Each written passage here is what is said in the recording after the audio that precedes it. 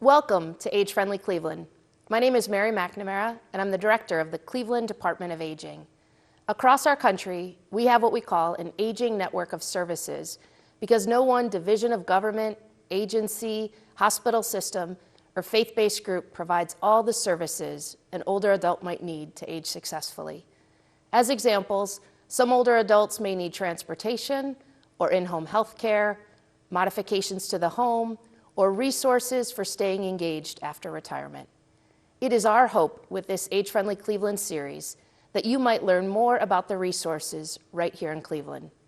This next segment is about one of the trusted agencies we work closely with every day to make Cleveland an age-friendly city.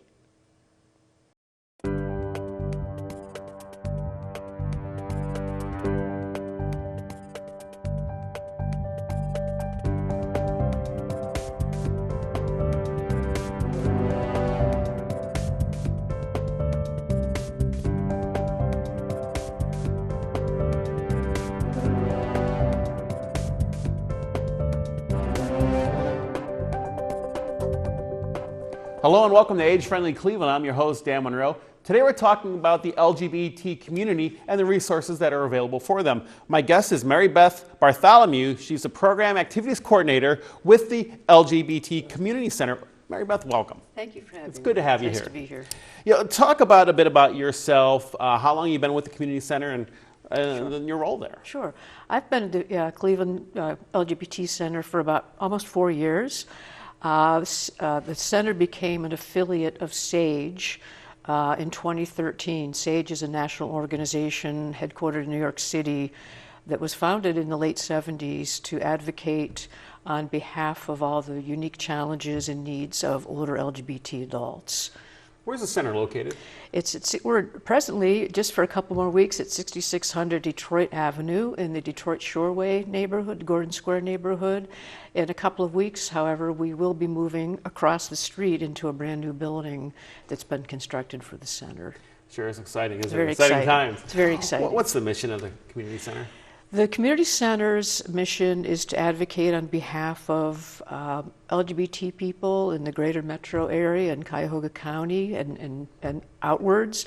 We provide training and education programs, health programs, youth programming, senior programming, and host a number of community groups who use the center on a regular basis. Yeah, and the Community Center is open to everyone in the community, It not is. just the senior population, but everybody. Yes, when we say community, we mean community. It's open to anyone who wants to come visit us and participate in any of our programs. All right.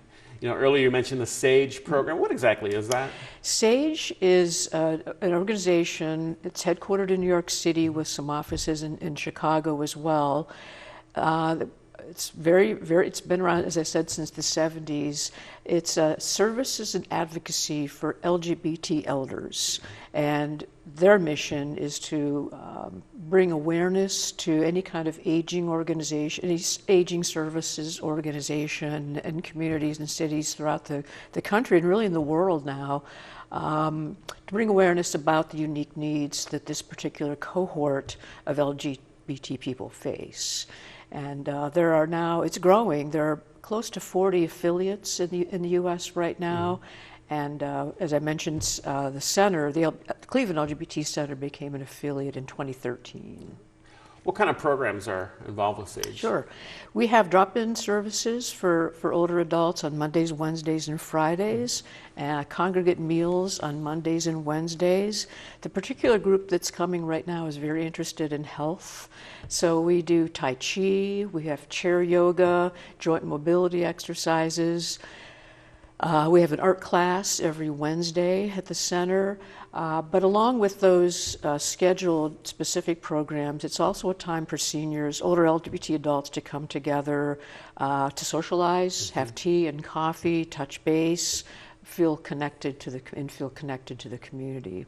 Well, how can our viewers participate? How can they join? Is there a fee? It's not a membership organization. You can simply show up or call in advance if you want to come and have an appointment. I'd be happy to meet with anyone who wants to learn more about SAGE.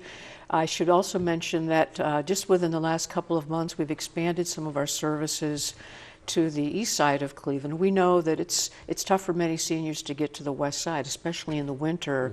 So we have established some partnerships with the Shaker Heights Unitarian Church and one of the Rose Centers, senior centers in the North Collinwood neighborhood. So once a month at each of those locations, we're having sage gatherings as well. And that's just a very new development. And it's been very successful. We're pulling people from Euclid and South Euclid and Mayfield Heights, Cleveland Heights. Our attendance has been pretty high at these new monthly meetings as well. Oh, great. That's just great. Yeah. If people want more information, where can they go? Well, certainly visit our website, LGBT Cleveland. There's a lot of information on our website. There's information about SAGE and any of the other programs that the center is hosting or sponsoring or facilitating. I can be reached at the center at any time if someone wants to give me a call. You know, Mary Beth, are there any opportunities for volunteerism through the community center? Absolutely. In fact, our volunteer program is growing, not just in SAGE, but with the center itself. We have folks who come in and help prepare the congregate meals. We have folks who want to go out and visit folks who may be more isolated because they've been in rehabilitation or maybe just unable to leave their home or their apartment. So we're always looking for what we call friendly visitor volunteers. And we also have a full-time staff who's dedicated to recruiting and training and placing volunteers at the center. You know, besides all the different programs you also have support groups. We do. So tell me about that and the different types of groups that are available. Sure. That we have AA groups who meet at the center. We have had grief support groups. There's a group for young trans individuals to come to the center on a weekly basis. There's a youth group that meets 3 days a week at the center. Just a real variety Just of all sorts. Yes. All sorts there. That's Yes. great. What are some of the challenges our older LGBT adults face on a day-to-day basis? Well, older LGBT adults come from an age when it was illegal to be LGBT most of their lives, and I'm speaking about the older adults. So as a consequence, these older adults, many of them, hid their identity or their sexual orientation, and they were trained to kind of fit in with the rest of society and not stand out. So there's still a lot of perceived and real discrimination that older LGBT adults face. They don't have a lot of trust in some of the institutions that serve them, and I'm speaking of maybe medical or health institutions or any other kind of organization. They're afraid that they will be mistreated or bullied because that's what they've experienced in their earlier lives. So one of the biggest fears that older LGBT adults have is what comes next. You know, what kind of housing or what kind of assisted living facility might I end up in, and are these people going to know about me, and are they going to understand what my needs are, and how safe is it going to be for me to talk about who I really am? Seniors also have a lot of LGBT seniors also have a lot of health disparities because we may not see a doctor on a regular basis. Many seniors had unhealthy lifestyles, if you will, because there weren't many places to go congregate when they were growing up. So for a long time, they weren't allowed in bars. So LGBT people formed their own bars, and those were the places where people would hang out. So there was a lot of secondhand smoke and maybe a lot of self-medication as well, just to deal with the effects of prejudice and discrimination. So, and we know also that this cohort doesn't have, they may not have a lot of children, adult children who may take care of them as they age. So they have to depend on friends who are also aging at the same time. So there's a lot of fear about who is going to take care of me and where that support's going to come from. Yes, yes. How can organizations, even people, be more inclusive and more welcoming to everybody? Well, we do a lot of training. We have a cultural competency training programs that we offer for businesses and schools and all kinds of agencies and institutions. I think just being open to hearing about why it's important to welcome all people and make sure people, when they walk into a facility or fill out an application or an intake form, that they recognize themselves on that form. For instance, there may be a question about your preferred gender, your preferred pronoun. That tells the person who's filling out that application that someone's aware of my existence in this facility, so I might be able to be myself, or there may be someone here that I can speak to about who I am and what my needs are. I think too today it's also really important to identify someone the way they want to be identified, Yes, no matter what sure, that is. we all want that. You know? Sure, we all want to be ourselves and be our genuine selves. All right.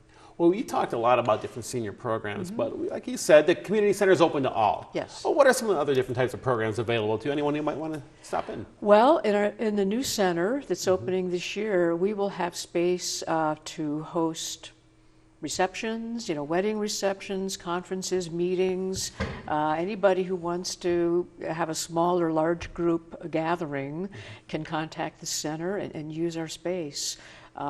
We have art classes. We're going to continue with Tai Chi. We're going to have a lot more room to do our Sage Tai Chi and chair yoga classes without having big pillars just separating the chairs and the folks who are exercising. So just basically we're going to have a lot more space to host a lot more people. All right. Well, it sounds like it's just a great place for people just to come together. And just to make a new friend even, too. Absolutely. I think that's really important. It's always about making friends, Absolutely. Someone who can be with you through anything, right? Absolutely. We take great pride in making sure everyone who walks through that door feels welcome and respected and hopefully assisted in some way. We can't serve all of the needs of folks who come through the door, but we can certainly connect people to the great number of services and supports that we do have in the Cleveland area. All right. Well, Mary Beth, I want to thank you for joining me today. Thank you for having Pleasure me. talking with you. Of course, the LGBT Community Center. Check out their website. You'll get all the information you need just to find a friend, find a program, find a support group, whatever you need. Thanks for watching Age Friendly Cleveland. I'm your host, Dan Monroe, and we'll see you next time.